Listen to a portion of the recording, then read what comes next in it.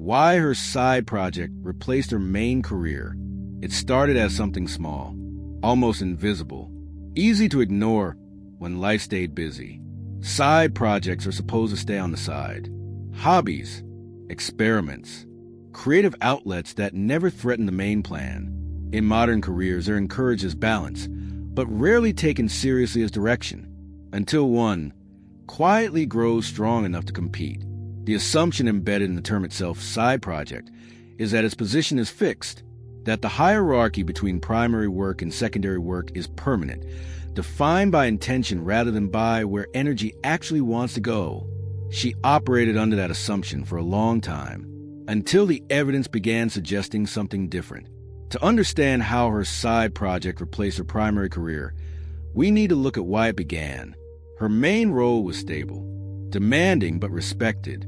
It paid well, it made sense, and it consumed most of her energy. She had built real things inside that role, developed real skills, established real trust. There was nothing fraudulent about her investment in it. It was simply that investment over time had begun returning diminishing amounts of the one thing no salary could compensate for, the feeling that her effort was genuinely her own. The side project existed in the margins, late nights, early mornings, short bursts of focus stolen from rest. There was no pressure for it to succeed, no expectation beyond curiosity, and that freedom made it honest. She wasn't managing anyone's expectations in those hours. She wasn't performing competence for an audience. She didn't talk about it much, not because it was secret, but because it didn't feel important yet. It was simply a place where ideas flowed without permission, where effort felt voluntary instead of required. And slowly, that difference mattered. The contrast accumulated into something undeniable.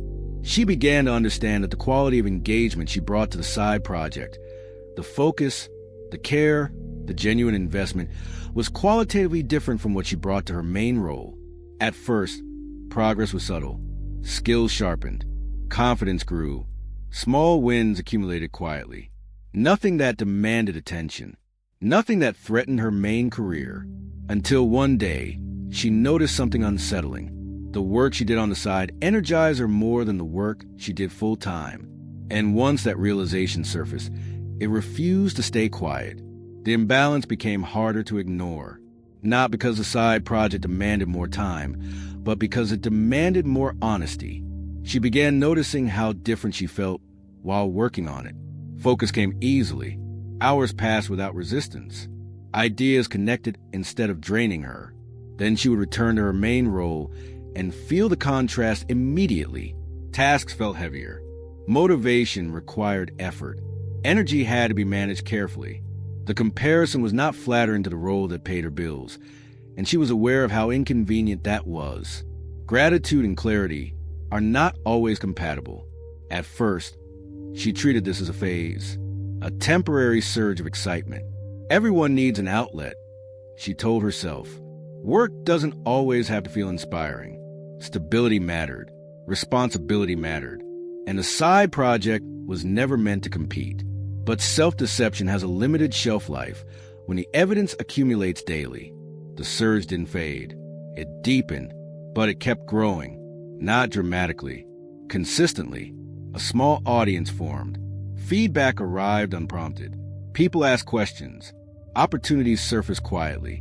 The project began solving real problems for others, not just expressing ideas for her. And that changed how she saw it. It was no longer a personal outlet. It had become something that existed in the world independently, something that people were responding to and relying on. The conflict intensified internally. Investing more time felt risky. Pulling back felt dishonest. She worried about being distracted, about jeopardizing something solid for something uncertain. The side project was supposed to be safe because it didn't matter. Now it mattered, and that made it dangerous. The safety of the margins had depended on irrelevance. Now that relevance had arrived, the margins no longer offered the same protection. She tried to contain it, set limits, schedule boundaries, keep it firmly secondary. But creativity doesn't always respect hierarchy. The more she restricted it, the more tension she felt. The project had outgrown the margins.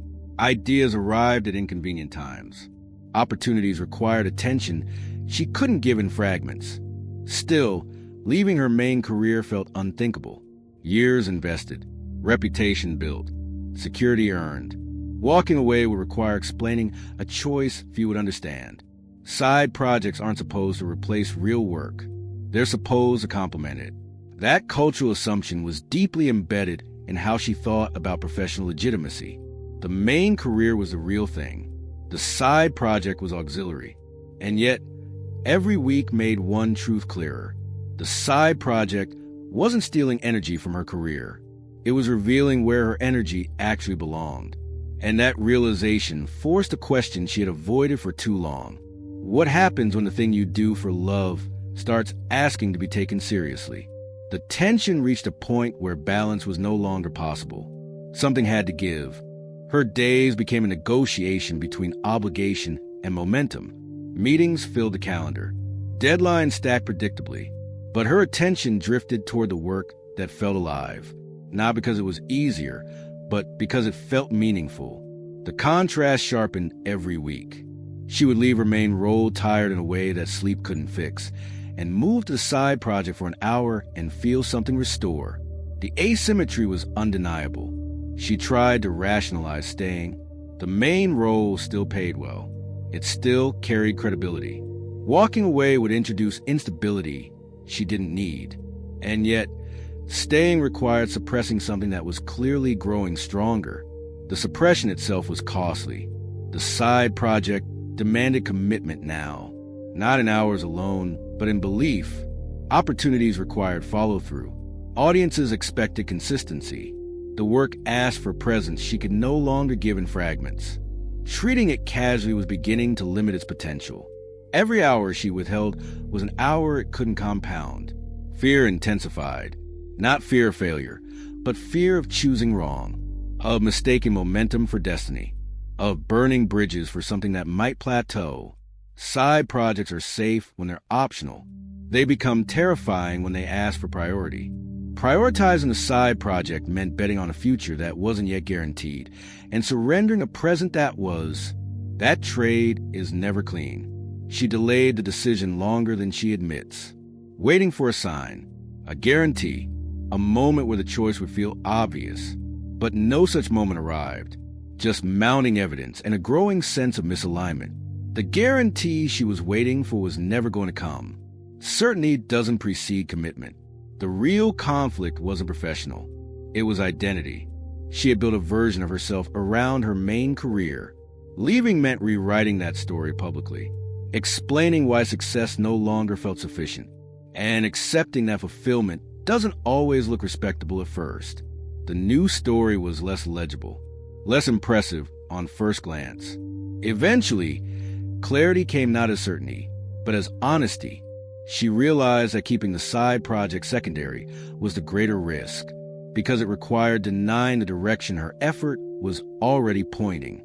And once she accepted that truth, the decision became unavoidable, not because it was safe, but because staying where she was no longer felt true. The transition wasn't dramatic. It was deliberate. She didn't quit impulsively or announce a bold reinvention. She prepared quietly, strengthened systems, built consistency, reduced dependency on hope, and replaced it with process. When she finally stepped away from her main career, it felt less like a leap and more like a continuation. The leap had already happened internally, weeks earlier. The side project didn't replace her job overnight. It replaced her definition of work. Effort felt aligned again. Progress felt earned in a new way.